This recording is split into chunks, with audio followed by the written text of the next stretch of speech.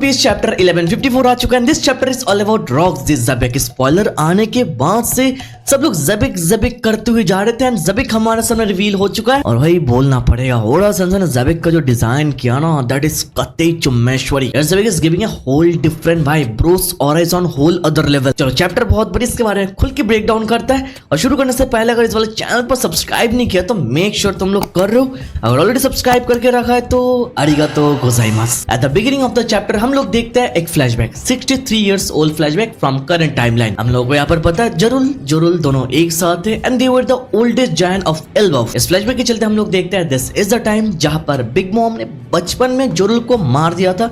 ये scenario already हमारे सामने रिवील हो चुका था, बट यहाँ पर टाइमलाइन के हिसाब से दिखा रहा है। बिग मॉम यानी लिन बचपन में दो ओल्डेस्ट जायंट में से एक को मार देती है। उसको मार के जायंट विलेज के एक लार्ज एरिया को वो पूरा खत्म ही कर देती है। हम लोग को पता है लिन को भूख लगने से वो क्या करती है। इस फ्लैशबैक में आगे बताया जाता है ये जो छोटी सी लड़की है ये आगे चलती है एक एम्पायर बनती है जिसका नाम होता है बिग मॉम। ये सारे सिनारियो हमको दिखाया जाता है। इसके बाद ये सेम ईयर में एल्बाफ बहुत कुछ फेस करता है। ये हादसा होने के बाद एल्बाफ में कुछ स्ट्रेंज ट्रेजेडीज होता है जो आज से पहले कभी हुआ ही नहीं। लाइक एल्बाफ में कैलेमिटी आफ्टर कैलेमिटी आता हुआ जा रहा था। सडनली एल्बाफ में आग लग जाती है, सडनली एल्बाफ में विंडस्टॉर्म आती है और सडनली हैवी स्नोफॉल भी होने लगता है जिससे सब कुछ जम जाता है। और ऐसे एबनॉर्मल वेदर के कारण एल्बाफ के लोग क्रॉप्स उगा नहीं पा रहे थे बिकॉज ये एबनॉर्मल वेदर उनके नॉर्मल लाइफ के अगेंस्ट जा रहे थे जिससे वो लोग फिशिंग तक नहीं कर पा रहे थे। ब्रो आगे हमको बताया जाता है एल्बाफ का जो लैंड एक टाइम में बहुत ही बढ़िया था वो लैंड खत्म हो चुका था। यहाँ पर जायंट्स के लिए सरवाइव करना बहुत टफ हो जाता है बिकॉज उनको खाना नहीं मिल रहा था। इस एबनॉर्मल वेदर के कारण वो एक जगह से दूसरी जगह मूव भी नहीं कर पा रहे थे। वो लोग लिटरली एक जगह जम चुके थे। ब्रो अभी 63 साल पुराने फ्लैशबैक में तो ये सब कुछ चलता हुआ जा रहा था। और इसी के फ्लैशबैक में हमको पता चलता है लोकी को जो उसके मॉम ने ऊपर से नीचे फेंक दिया था अंडरवर्ल्ड में, लोकी वहां पर इतनी छोटी सी उम्र में वहां से क्लाइंब करके दोबारा पैलेस में वापस आ जाता है। तो आगे हम देखते हैं वहां का गार्ड लोकी को लेके उसकी मॉम स्टिच के पास जाता है,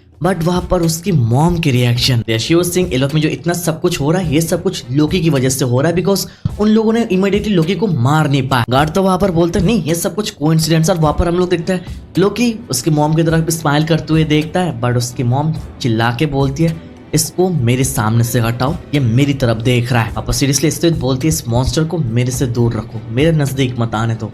वहीं पर हम लोग देखते हैं Loki was crying so hard because उसको अपनी माँ के पास जाना है, बट वहां के गार्ड सब लोग एक साथ मिलके पकड़ के लोकी को उससे दूर लेकर जा रहे थे। पर लोकी तो रोता हुआ जा रहा था, बट उसकी मॉम बोलती है उसकी आंखें उखाड़ के फेंक दो, एक दिन पूरे नेशन को कोलैप्स कर देगा for sure. Let me remind you ये मोमेंट बस लोकी के जन्म होने के कुछ ही दिन पहले हो रहा है भाई। तो समझ सकते हो Loki from day one was suffering so hard. आज मैं तुम लोगों को एक ऑसम ट्रेडिंग प्लेटफॉर्म के बारे में बताने जा रहा हूँ जो मैं रिसेंटली डिस्कवर किया है, एक्सपर्ट ऑप्शन। चलो साल पुराना फ्लैशबैक है। दिस इज द मोमेंट जब एल्बाफ अपने वर्स्ट फेज के थ्रू जा रहे थे बिकॉज जो एबनॉर्मल चीजें एल्बाफ में चल रहा था इसकी वजह से जो जायंट्स हैं वो एक दूसरे के अगेंस्ट में चले गए थे लिटरली। बिकॉज आगे हम लोग देखते हैं बहुत सारे लोग सफर कर रहे थे, बहुत सारे लोगों को खाना नहीं मिल रहा था। फॉर दैट रीजन एक विलेज के जायंट दूसरे विलेज को लूट करना स्टार्ट कर देता है ब्रो, अटैक करने लगता है bro. This is the worst face of giant history bro. आगे हमको बताया जाता है जो डेस्परेट टाइम चल रहा था इनके एक्शन की वजह से ये टाइम और भी ज्यादा मुश्किल हो जाता है इनके लिए। The entire country was engulfed with chaos and misery. आगे कुछ जायंट्स बोलते हैं इस कैसल में जो प्रिंस पैदा हुआ उसकी वजह सब कुछ हो रहा है, उसकी मॉम ने ऐसा बोला। तो वहां पर जायंट्स बोल रहे थे कि वो कर्स था और वो जायंट्स चले जाते हैं ईडा और हजरुद्दीन को मारने के लिए। डेस्परेट जायंट उनके सामने जाके बोलते हैं कि तेरे भाई की वजह से ये सब कुछ हो रहा है, उसके कर्स ने इस कंट्री को पूरा खत्म करके रखा है। आगे लोकी तक तो वो लोग पहुंच नहीं पा रहे थे, बट हजरुद्दीन यहाँ पर था। आगे जायंट बोलता है एज एस एल्डर ब्रदर तुझे अपने आप को सैक्रिफाइस करना पड़ेगा। आगे जायंट हजरुद्दीन को मारने वाला था, बट वहां पर ईडा आ जाती है, बोलती है ऐसा नहीं हो सकता है, हजरुद्दीन बहुत क्यूट है, वो अपने आप को सैक्रिफाइस क्यों करेगा। शिव सिंह हजरुद्दीन को the world's longest living giant. वो लोग अपने आप को प्रोटेक्ट करने की कोशिश कर रहे थे, बट ये जायंट इमीडिएटली अपने सोर्ड के साथ उनके ऊपर अटैक कर देता है। बट इमीडिएटली वहां पर किंग हरल्ड आ जाता है और उसको एक सिंगल पंच देके गिरा देता है और उन लोगों को बचा लेता है। किंग हरल्ड को देख के ईडा हजरुद्दीन रोने लगता है। वहां पर किंग हरल्ड सब लोगों को बताता है ब्रदर्स तुम लोगों को एक दूसरे के साथ लड़ना नहीं चाहिए। आगे किंग हरल्ड को एल्बाफ में वापस आते हुए देख के सब लोग बहुत ज्यादा खुश हो जाता है। आगे किंग हरल्ड से हम लोगों को पता चलता है लोकी के बर्थ का न्यूज किंग हरल्ड ने सुन लिया और इसी के साथ एल्बाफ में इतना सब कुछ जो चल रहा है ये सारी चीजों के बारे में उन्होंने सुना, बट वो एल्बाफ से दूर थे। वो एल्बाफ को बाकी सारे अलग अलग कंट्रीज के साथ जोड़ने का काम कर रहे थे। हमको आगे पता चलता है by that time king Herald की मेहनत से बहुत सारे अलग अलग कंट्रीज ऑलरेडी एल्बाफ के अलायंस बन चुके थे और एल्बाफ में इतना सब कुछ चल रहा है ये सुन के उन लोगों ने बिना कुछ बोले टॉन्स ऑफ सप्लाईज फूड सारे चीजों से उनका शिप पूरा भर दिया। तो समझ रहे हो एल्फ के बुरे टाइम में बाकी सारे अलग अलग कंट्रीज के इंसान काम आ रहे हैं। किंग हरल की जो मेहनत है एल्फ के साथ बाकी दूसरे कंट्री का कनेक्शन, एक कनेक्शन यहाँ पर काम आ जाता है। हम तो देखते हैं every single ship was filled with supplies and food, और ये सारे फूड सप्लाईज लेके वो एल्फ में आ जाता है। एट द टाइम ये सब कुछ एल्फ के लोगों के लिए एक हेवन जैसा था, बिकॉज यहाँ पर डिजास्टर चल रहा था। किंग हरल आगे एल्फ के लोगों को बताता है इंसान साइज में छोटा हो सकता है बट उनका विल नहीं। आगे किंग हरल बताने लगता है हमारे जितने अलाइड नेशंस हैं उन्होंने अपना पूरा ट्राई किया ताकि एल्फ के जायंट्स भूखे ना रहे। आगे तो हम लोग देखते हैं एल्फ के लोग बहुत ज्यादा खुश हो जाते हैं, रोने लगता है, सेलिब्रेट करता है, खाने लगता है। वो लोग बोलते हैं जितने लोगों ने हमारी मदद की, जो इंसान वहां पर है वो इंसान अगर कभी एल्फ में आए तो हम लोग उनकी मदद जरूर करने वाला है। आगे सर मोमेंटम के बाद हम लोगों को पता चला है लोकी की मॉम क्वीन एस्ट्रिड एक अननोन डिजीज की वजह से मर जाती है, बट वो मरते टाइम भी लोकी को कर्स करती हुई गई। उन्होंने बोला लोकी एक कर्स्ड प्रिंस है जो पूरे नेशन को डुबाने वाला है। उन्होंने अपने फाइनल ब्रीथ तक लोकी को अपना बेटा मानने से मना कर दिया। अब वहीं पर इस फनल के बाद हम लोग देखते हैं किंग हरल लोकी के आंखों को कपड़े से ढक देता है, तो यहाँ से लोकी अपने आंखों को ढकना स्टार्ट किया। बाकी हमको पता चला लोकी की मॉम के स्ट्रॉन्ग बिलीव के कारण जो एल्फ के लोग हैं वो भी मानने लगे जो लोकी है वो एक एक्कर्स्ड प्रिंस है और उसका प्रेजेंस एल्फ के लिए बिल्कुल भी सही नहीं है। आगे किंग हरल के पास लोकी था, वहां के जायंट्स बोलने लगते हैं किंग हरल को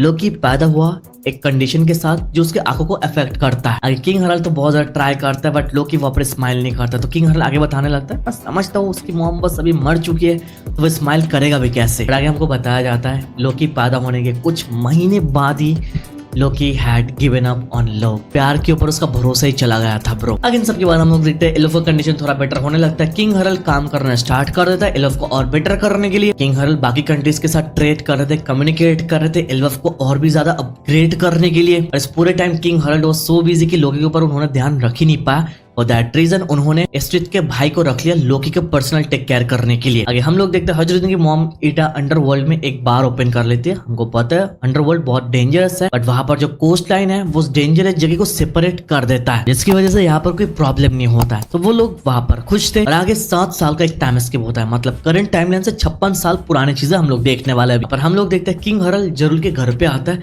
वहां पर वो लोग डिस्कस करने लगता है। जरूल पूछता है रिवेरे के बारे में, रिवेरे में एक इंसिडेंट हुआ है और वहां पर किंग हरल भी था। पर आगे किंग हरल से हम लोग को पता चलता है किंग हरल को डायरेक्ट इनविटेशन वर्ल्ड गवर्नमेंट से मिला नहीं था ब्रो।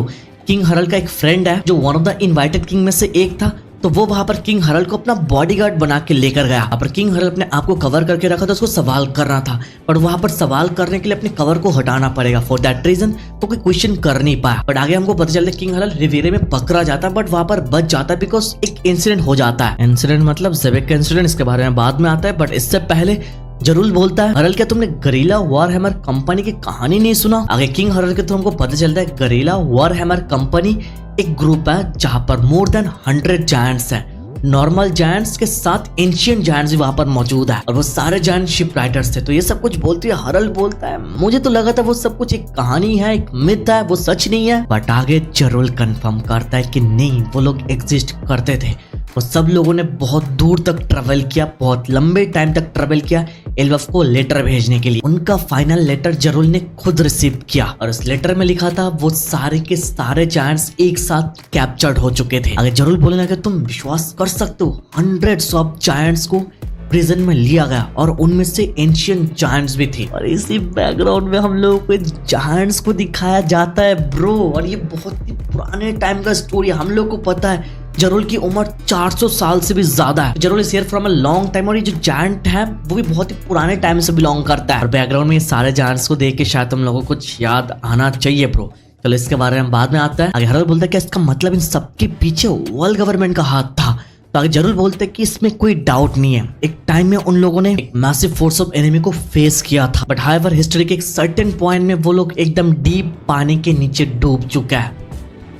समझ रहे हो भाई। और ये बहुत ही पुरानी बात है, यहाँ से पता चल जाता है बहुत कुछ रिवील होना बाकी है ब्रो। वेगापंक के स्पीच के चलते भी हम लोगों ने देखा वेगापंक ने बोला जो एंशिएंट किंगडम है वो पानी के नीचे है। The ancient kingdom was the enemy of world government इमोसामा फॉर श्योर। अगर जरूर हरल को बोलने लगता है तुम जो एक कंट्री को दूसरे कंट्री के साथ जोड़ने के बारे में सोच रहे हो, जो कंट्रीज है उनको फ्री करने के बारे में सोच रहे हो, तुम्हारा जो आइडिया काम नहीं कर रहा ना, इसके पीछे डीपर रीजन हो सकता है। अगर जरूर ये भी बताता है इन सब के साथ तुम्हारा कोई लेना देना नहीं है बट इसके पीछे रीजन कुछ और हो सकता है। अगर जरूर बोलता है ये र्यूमर हो सकता है बट मैंने एक स्टोरी सुना कि जायंट के पूरे आर्मी को कहीं पर फ्रीज करके रखा गया। आगे जरूर बोलने लगता है ऐसा लगता है जो हमारे कंट्री के लोग हैं वो किसी के लिए एनिमीज है। अब चलिए पर हम लोग थोड़ा टाइम लेके ये गरीला वॉरहैमर कंपनी के बारे में बात करते हैं। ये जो नाम है ये नाम के साथ वॉटर 7 वो जो नाम है ना गलीला कंपनी उसके साथ मैच हो जाता है। वो लोग भी शिपराइट्स है और यहाँ पर ये जायंट्स भी शिपराइट्स है और वो जायंट्स बहुत ही पुराने टाइम से बिलोंग करते हैं। तो यहाँ से सिनेरियो को हम लोग देखें तो हम लोग प्रेडिक्ट कर सकते हैं may be those giants built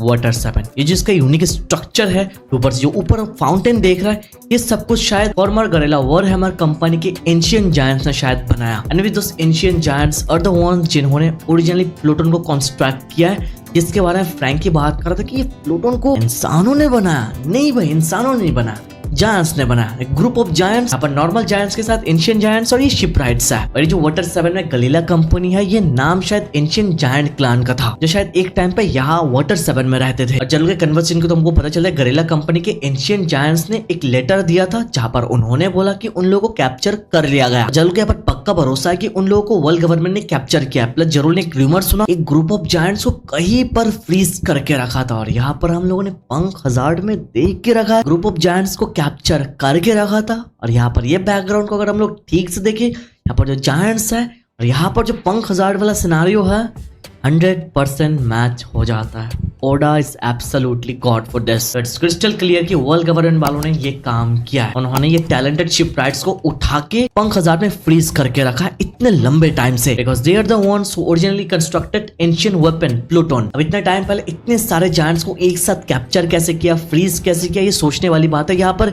इमो का पावर बढ़िया रोल प्ले कर सकता है। बस हंड्रेड्स ऑफ जायंट्स जो पावर है बहुत ही अलग लेवल पर है, उनको इमो छोड़ के और कोई पोजेस कर नहीं सकता है ब्रो। एंड में आस्क मी अ क्वेश्चन कि भाई उन लोगों को मार क्यों नहीं दिया, फ्रीज करके प्रिजर्व करके क्यों रखा गया?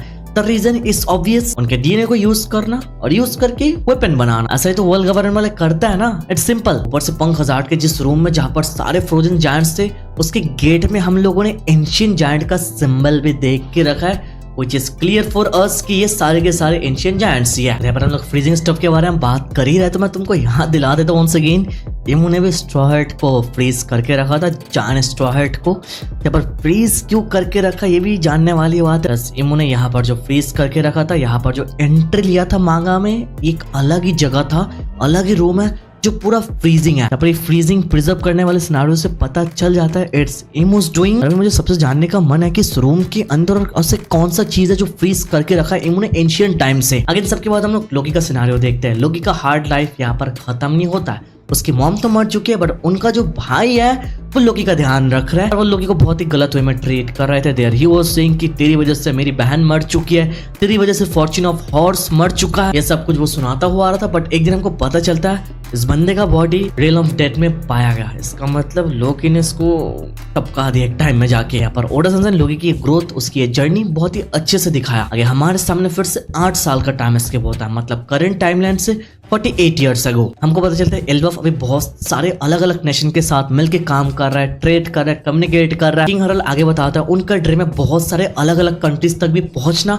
उनके साथ दोस्ती करना ताकि लोग एल्बफ के जायंट्स को हर जगह स्वागत करें। अब वहां पर तो एल्बफ का हाल बदल चुका है, डेवलप हो चुका है। इसी के साथ किंग हरल से सब लोग खुश है और वहीं पर हम लोग देखते हैं हजरुद्दीन और लोकी के बीच में पंगा। लोकी लिटरली जायंट बीस्ट को गांव में छोड़ देता है और बोलता है कि जितने कमजोर लोग हैं उनको मार दो, बिकॉज एल्बफ एक कमजोर वॉरियर की कोई जरूरत नहीं है। बीस्ट लोकी के ऊपर अटैक कर रहे थे, लोकी सब कुछ तोड़ रहा था और वहीं पर हजरुद्दीन आ जाता है लोकी को रोकने के लिए। हजरुद्दीन बोलता है मेरे बाप ने इतनी मेहनत करके इतना सब कुछ किया, तू सब कुछ खराब कर रहा है। लोकी तो बोलता है किंग हरल्ड एक डंप है जो इंसेक्ट्स मतलब इंसानों के साथ मिलके काम कर रहा है। हजरुद्दीन तो आगे गुस्सा हो जाता है और बोलता है तू साइज में भरा है तो ज्यादा मत बोल। और वहीं पर लोकी हजरुद्दीन को मारने लगता है और बोलता है व्हाट डू यू मीन ज्यादा मत बोल, आई एम प्रिंस। अब लोकी तो हजरुद्दीन को मारता हुआ जाता है, मारने लगता है और वहां पर मारने के बाद साइड पे खड़ा हो जाता है। वहीं पर जड आ जाती है, बाकी सारे फ्रेंड्स आ जाते हैं, सब लोग मिलके हजरुद्दीन को ट्रीट करने लगता है। तो देखिए लोकी को थोड़ा बुरा लगता है कि उसके इतने सारे फ्रेंड्स है बट लोकी के पास कोई भी नहीं है। अगर लोकी तो बोलने लगता है तुम सब लोग बहुत कमजोर हो, बेकार हो, तुमको यहाँ पर होना ही नहीं चाहिए। लोकी हजरुद्दीन को बोलते तेरे मॉम की ब्लड की वजह से ये सब कुछ हुआ। वहीं पर सारे जायंट गार्ड्स आ जाते हैं और लोकी को बोलता है यंग मास्टर आप किंग के बेटे को मत मारिए। लोकी भड़क जाता है और बोलता है वो प्रिंस नहीं है, मैं यहाँ पर प्रिंस हूँ, और उनको मारने लगता है। आगे सिनेरियो बहुत बढ़िया। लोकी रियलाइज करता है उसके पास कोई भी नहीं है, कोई फ्रेंड्स नहीं है। तो लोकी आगे लिटरली हेवन वर्ल्ड के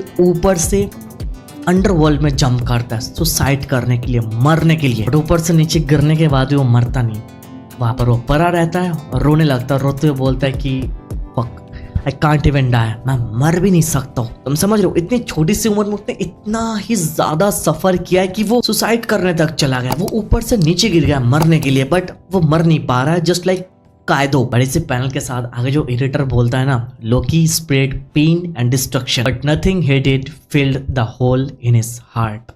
This line was so deep. आगे लोकी तो वहां पर पड़ा था और वहीं पर हम लोग देखते हैं रॉक्स पायरेट्स आ जाता है और लोकी को देख के बोलता है, हाँ यहाँ पर एक जायंट का बच्चा है, इसका मतलब ये डेफिनेटली एल्बफ है। पर हम लोग देखते हैं शीकी व्हाइट बियर्ड लोकी को देखते हैं और शीकी बोलता है, इस बंदे की शक्ल तो एक डेविल जैसा है। वहीं पर व्हाइट बियर्ड बोलता है, मुझे पता है ये जायंट है, बट ये जायंट के साइज के हिसाब से भी बहुत बड़ा है। आगे वो लोकी को पूछता है, तुम यहाँ पर रो क्यों रहे हो? यहीं पर हम लोग ये एपिक डबल स्पीड देखते हैं, जहाँ पर हम लोग रॉक्स पायरेट को देख रहे हैं और रॉक्स दी ज़ेबिक को देख रहे हैं। उसका फेस रिवील यहाँ पर हो जाता है। This man looks terrifying. Panel में हमको पता चलता है आज से 8 साल पहले किंग हरल्ड रिवेरे में ज़ेबिक के साथ मिला था और ज़ेबिक ने वहां पर अकेले एक एडमिरल को मार दिया और आगे चल के बिना कोई ट्रेस छोड़ के वो वहां से निकल भी जाता है। और इस इंसिडेंट के बाद ज़ेबिक को वांटेड मैन घोषित कर दिया जाता है और इसी के साथ उसके सर पे एक मैसिव बाउंटी लगाया जाता है। अब इसी एंट्री के साथ ज़ेबिक लोकी को बोलता है कि बच्चे, मैं यहाँ पर तुझे 2 सवाल करूंगा और दोनों सवालों का जवाब मुझे हाँ सुनना है। I am not that type of guy जो ना सुनना चाहता। अगर ज़ेबिक पूछता है, ये जायंट का लैंड एल्बफी है ना?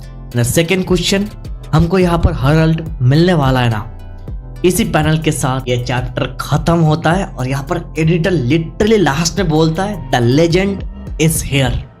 समझ रहे हो? नीचे वहां पर लिखा आता है, the future captain of Rocks pirate and the father of empire Blackbeard. Bro, इतना मैसिव रिवील एक सिंगल चैप्टर के अंदर। ओडा सनसन ने यहाँ पर कुक नहीं किया भाई, सब कुछ जला दिया एकदम। यहाँ पर तो चैप्टर खत्म हो जाता है। नेक्स्ट वीक कोई ब्रेक नहीं है। ज़ेबिक यहाँ पर एल्बफ में आ चुका है, हरल के पास जा रहा है, इंटरेक्ट करेगा और हम लोगों को पता चलेगा लोकी ऐसा क्या देखा ज़ेबिक के अंदर जिसके बाद वो ज़ेबिक को ज्वाइन करना चाहा। Plus we are gonna see more of Xebec story. Bro, बहुत ही इंटरेस्टिंग होने जा रहा है। प्लस ज़ेबिक का पावर देखने को मिल जाए ना, मजा आएगा। भाई मुझे पर्सनली ज़ेबिक के बारे में बहुत कुछ जानना है। सिंगल हैंडली एडमिरल को खत्म करना is a big feat and बिना कोई doubt Xebec was the strongest man of the old generation, more powerful than Roger himself. No wonder उसको हराने के लिए बहुत रॉजर, पायरेट्स, मरीन्स, गार्ड सब लोग एक साथ अलायंस बन चुके थे। जैसे कि ब्लैक बियर्ड का वहां पे तो हो सकता है कि ज़ेबिक के पास जो डेविल फ्रूट है वो ब्लैक बियर्ड का पावर ही है। बाद में जाके ब्लैक बियर्ड इस डेविल फ्रूट को लिया और लेने के बाद व्हाइट बियर्ड को बिट्रे कर दिया। आयरॉनिकली हम लोगों ने ज़ेबिक सन एंड रॉजर सन का बैटल भी देख लिया और इसी के साथ बहुत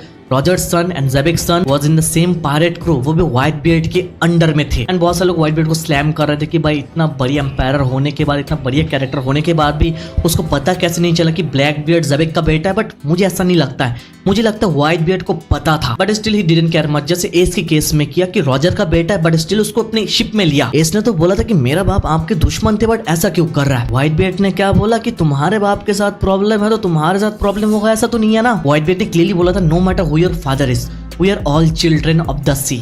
जहाँ से पता चल जाता है ज़ेबिक का बेटा होने के बाद भी शायद व्हाइट बियर्ड ने ब्लैक बियर्ड को रख लिया था। एक साइड से बोलना तो पड़ेगा भाई, Oda sensei did dirty to Whitebeard because इन दोनों को उसने अपने शिप में रख अपना बेटा समझा। This two were the reason कि व्हाइट बियर्ड आज मर चुका है। पर हमको पता है ज़ेबिक का एम था पूरी दुनिया का राजा बनना, वो तो मर चुका है। जितना हमारे सामने भी बताया जा रहा है वो अपने सपने को पूरा नहीं कर पाया बट इस सपने को ब्लैक बियर्ड कैरी कर रहा है। ब्लैक बियर्ड ने क्या बोला था, मैन्स ड्रीम नेवर डाई, बंदे का सपना कभी नहीं मरता है। तो वो अपने बाप के सपने को कैरी कर रहा है। फॉर दैट रीजन वो अपने शिप का नाम रखा सेवर ऑफ ज़ेबिक। अपने बाप का बदला लेने के लिए रॉजर के बेटे को खत्म किया, गार्प को कैप्चर कर लिया और अभी उसका सपना भी हमारे सामने रिवील हो चुका है। द वर्ल्ड जो उसे क्रूमेट ने क्लियरली बता के रखा है, वो पूरी दुनिया को चाहता है, पूरी दुनिया का राजा बनना चाहता है ब्लैक बियर्ड। ब्लैक बियर्ड ने आज तक कभी बोला नहीं उसको वन पीस चाहिए, नेवर। तो ब्लैक बियर्ड का वैसा बिल्डअप है जो उसको ऑलरेडी एक फाइनल विलन फ्यूचर में बना सकता है। आगे तभी के लिए बहुत कुछ रिवील होना बाकी। ज़ेबिक की स्टोरी कंटिन्यू होगी, हम लोग देखते हैं नेक्स्ट वीक क्या आता है। अभी के लिए अपना ओपिनियन नीचे कमेंट पर दो। वीडियो तक देख रहे हो तो लाइक करो, चैनल पर नया सब्सक्राइब करो और ट्यूसडे को मैं लेकर आ जाऊंगा न्यू स्पॉइलर।